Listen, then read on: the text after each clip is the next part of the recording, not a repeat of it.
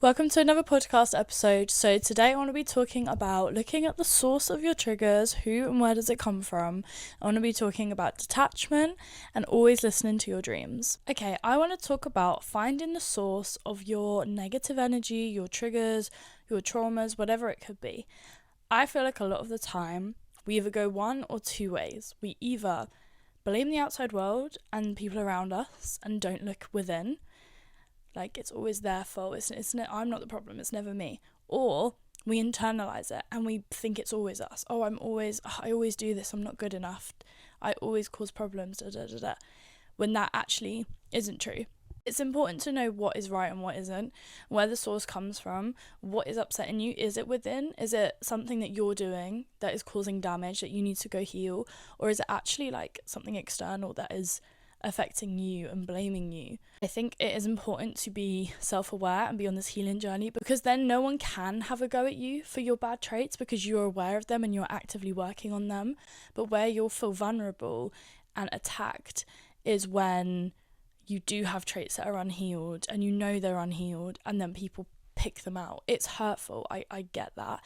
But they are right to point it out if it's causing issues. So that's where you'll feel attacked. That's when your walls will go up and you'll get defensive, because you know that you actually do agree with them deep down. You just won't admit it to yourself. But where you can feel confident and win arguments and know that you're right is when you do this healing work. When you've done it yourself, you've seen yourself in the most vulnerable form, the ugly, the good, the bad, and you're actively working on it, then it doesn't matter what someone says, because you'll either agree with them and explain that you're working on it, or you'll disagree with them because you've overcome that part of yourself. And when people try and turn it on you or manipulate you, that will not happen if you are someone that is confident in themselves and has done this healing. But if you kind of are just putting this wall up that I am perfect and everyone else is wrong, you're most likely going to feel attacked at some point in your life. But also, I have a lot of people in my life that don't like confrontation and are a bit naive, and I really want to protect those people because they're normally the sweetest souls. They're normally the people that are going to have the horrible boss that they can't talk up to, or be put in the manipulative relationship, or the friendship that keeps telling them that they're in the wrong, they're not good enough, when in reality they are. In those situations, it's the external people that are the problem, not the inside. But then sometimes it can be the inside.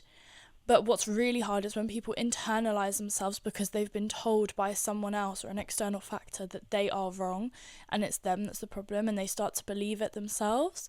And that's where you get blurred lines and it's not fair. So what everyone has to do is make sure that you have healed, you have looked at the ugly parts of yourself. So when someone does say something, you can't get manipulated. You know what's right, you know what's wrong, and you know what triggers you. But when you haven't done the healing and you're not quite sure, it's hard to know who to agree with, yourself or someone else. I feel like I have been through every part of that. I feel like I've been in situations where, yes, I have blamed the outside world, and I haven't been healed, and I was getting triggered, and I was taking it personally. It was my fault, it wasn't anyone else's, and they felt like they were walking on eggshells around me. Yes, I've been there, I've done that. But I've also done the healing part where I know that I have healed those bad parts. So then when someone tries to use it against me, I disagree, and I think, well, no, I'm seeing the situation very clearly. It's actually the external factor, not me, and I'm not going to take that personal anymore. But then I've also been in the situation where I've listened to people and started to believe things they were saying and thinking I was the problem, even though it was an external thing. You can actually get internalized, and when you don't have good self-worth already, and then other people are kind of in your ear saying, oh, it's you and you're this, you're that, then you start to believe that, and your self-love just goes all the way down, and then you're in a cycle. Then you're in a trap because you're believing everything the external people are saying to you, and you have no sort of self-intrinsic love or awareness at all. You're believing other people's opinions, which could be wrong or right. You need to understand yourself fully to be able to understand what people are saying to you and why. But I don't want people to ever feel like they've been told that sort of they're the issue. Because I think for me, I used to get quite confused with my reactions. I used to think I had quite erratic reactions, and I used to think, oh, I'm the problem with that. But then when I look back at some of my reactions that I called erratic, I think now they were very valid responses from, like, I don't know, being upset or disrespect or whatever it was. But I was told that they weren't normal reactions. Looking back and asking now, they completely were. But I was told so many times that they're not normal, your reactions are the issue, and I never thought for a second, hang on a second, let me go back to the source. What is causing me to have these reactions, if they are erratic or if they are valid? Regardless, where's this coming from? And when I did the work and I tried to go, you know what, let me work on these reactions, maybe they are a bit erratic and over the top, I took time away to heal on those, thinking I was the problem. And when I got to a place where I felt like I was in control of that now, and they were valid responses, I was still getting the same sort of thing in my ear. And then I could realise that it actually wasn't anything to do with me. And it was an external source. It was an external problem. And I was not going to take that personally anymore. And that's where you know you've healed and you've done everything you can, and you can walk away from that type of energy, because you have looked at yourself, you've acknowledged the bad parts, and you've done something about it. To sit there and think there is no bad parts of myself, then yes, you're going to feel attacked one day when people do start pulling out the bad parts of you that you know are not healed, but you won't admit that. That's where you're going to get defensive and feel really attacked.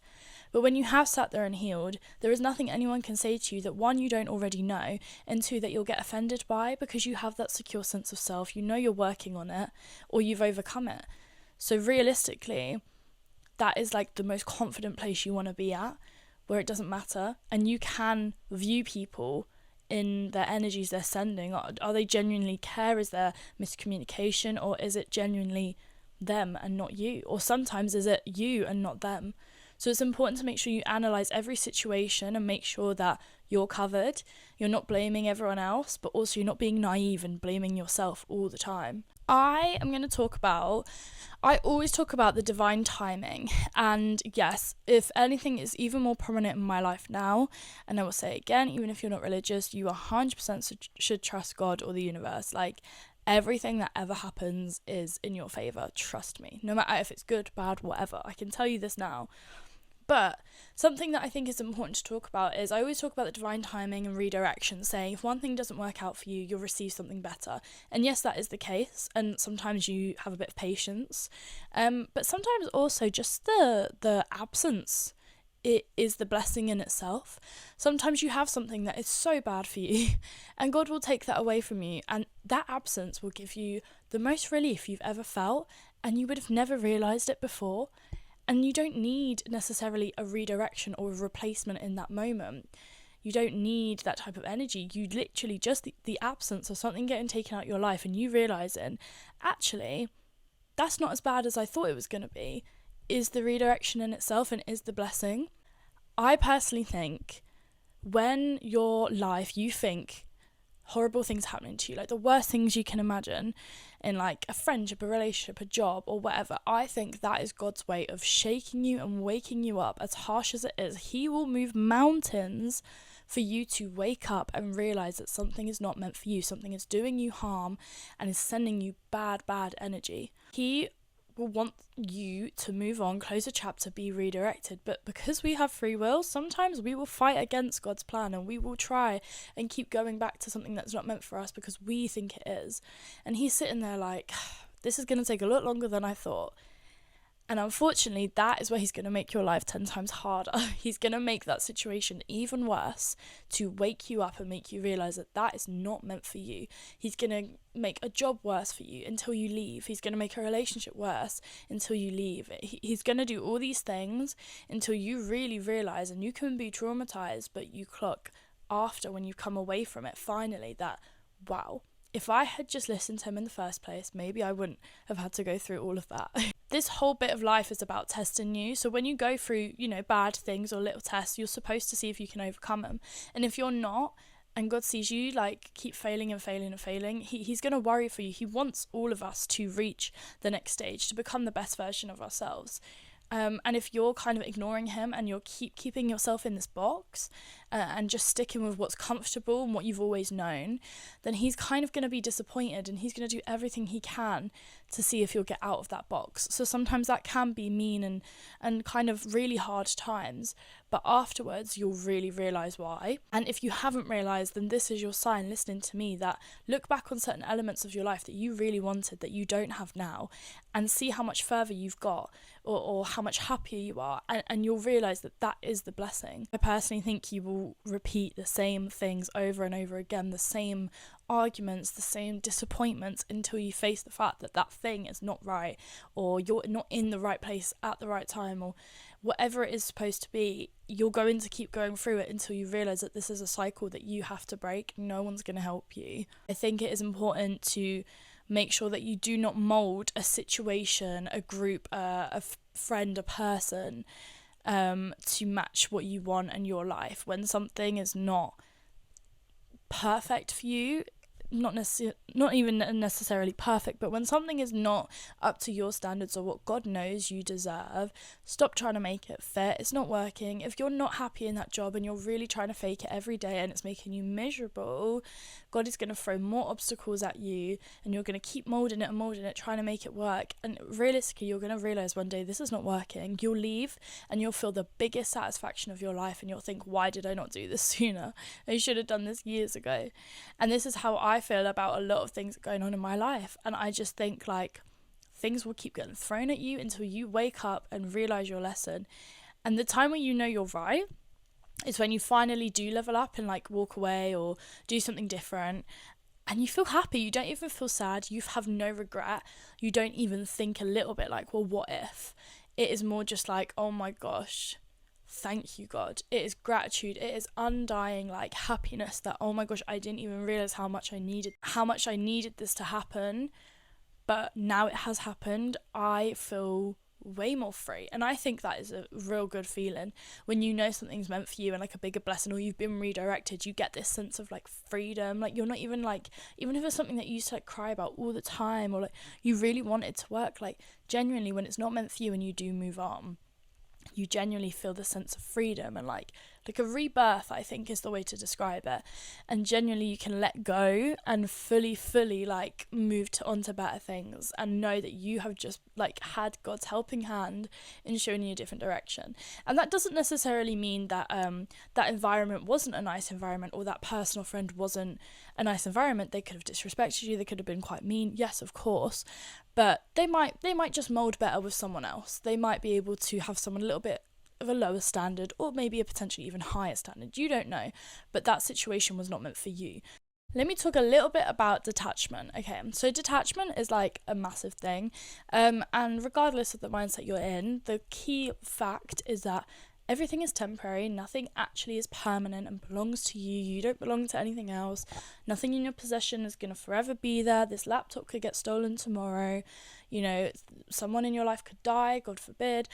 Literally nothing is permanent. It is all temporary, and the sooner you accept that, the more peace you find, because you're not constantly trying to hold on to everything and be in control. You realize that that is a waste of time and energy, and that God is laughing at you, if I'm being honest, because the only person you have is yourself and your soul, not even your physical body.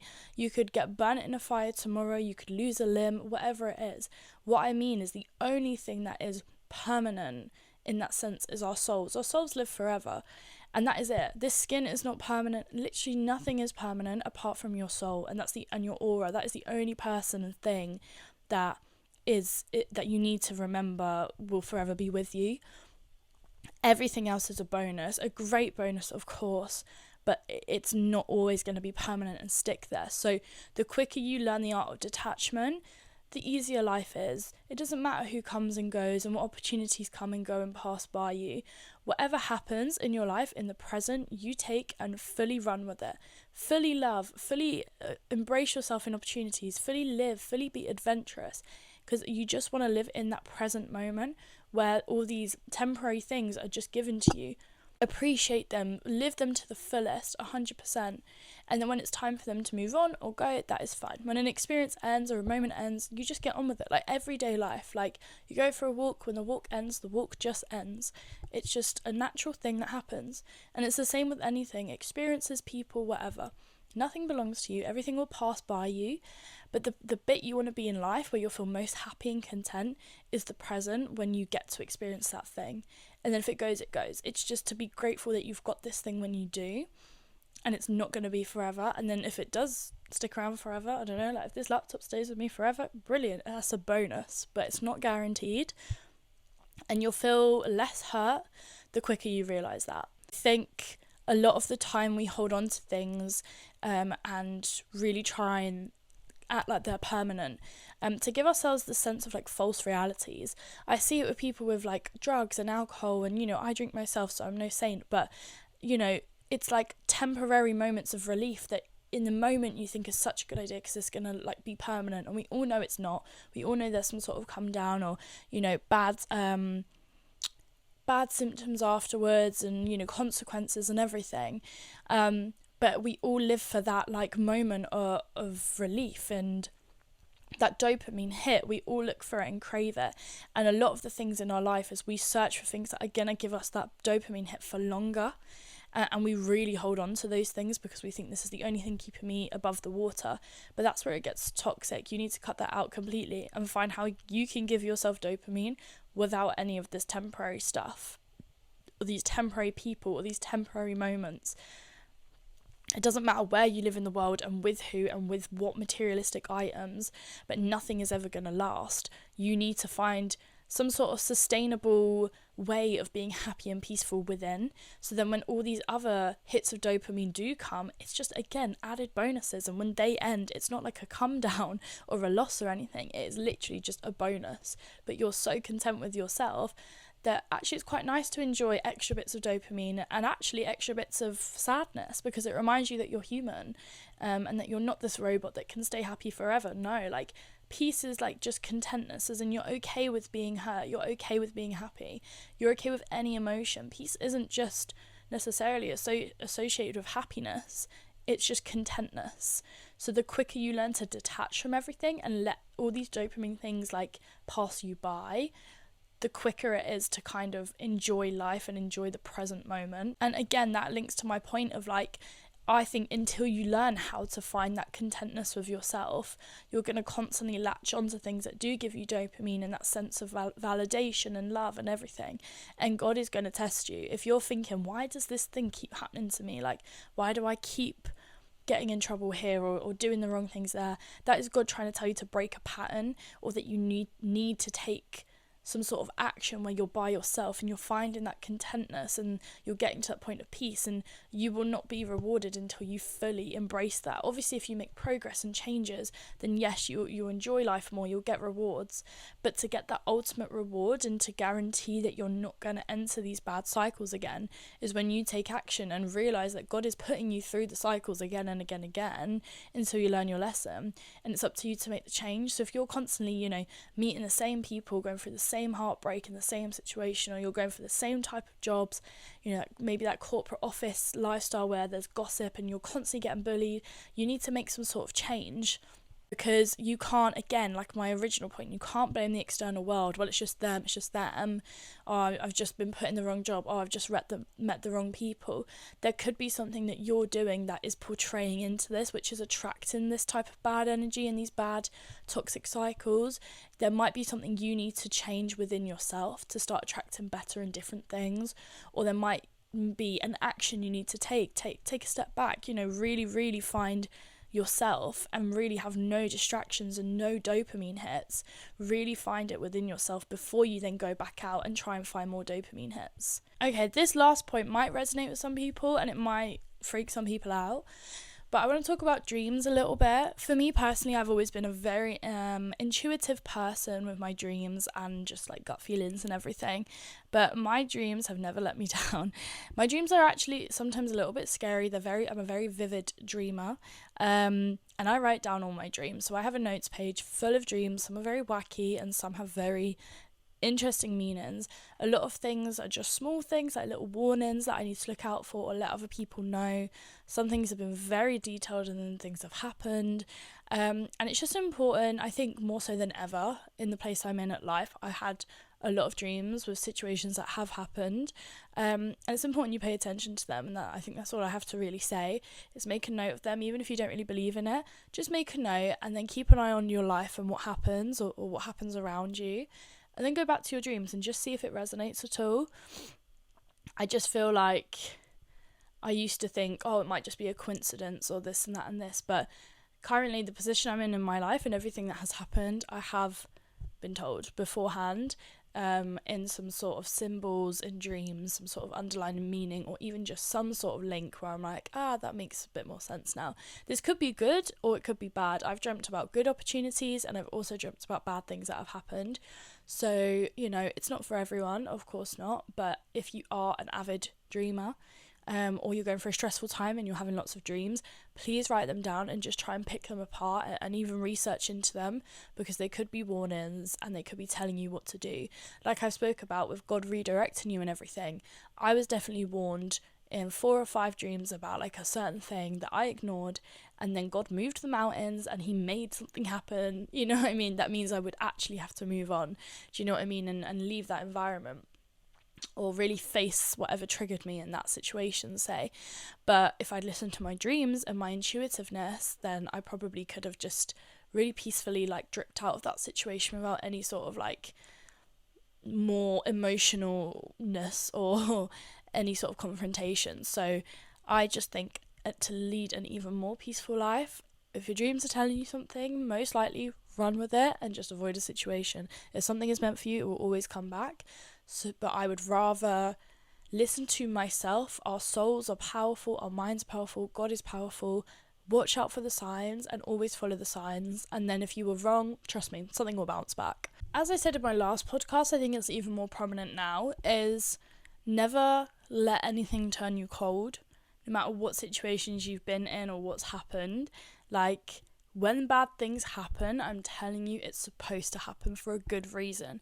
So I don't want anyone to ever be bitter or blame themselves or overthink what could happen and why and all of this. No, just know that when bad things happen, they have happened, and it is to help you out. And once you accept that and you really look at a situation, you'll feel happy. When you feel relief and happy and genuinely free and like cut from something, like, and you feel really like rebirthed, then that shows you that this was 100% meant to happen and you were about to really, really find yourself and really love life. Something or someone was definitely holding you back and it was about to get even more sour. So you just have to make sure you thank God, you scream and shout and you be happy that bad thing happened. Because I'm telling you, 100% will save your life. 100% listen to God, trust him, trust his timing, even if it doesn't make sense, because you'll feel this like relief and the sun will shine and one day you'll just be like, oh my gosh, like 100% you are gonna feel just like so grateful and thankful. And it's weird when you're so grateful and thankful for a position that you didn't actually agree with at first. You didn't want to be in this position, and now you're in it and you realize that this is the position you were so meant to be in, and probably months ago, that you're like, okay, I'm never gonna doubt God again. Let's run with this. What is next? Thank you for watching, and as usual, I have this anonymous link that is linked in all my bios and everything. If you have any topics or questions, leave them there, and yeah, see you in another episode.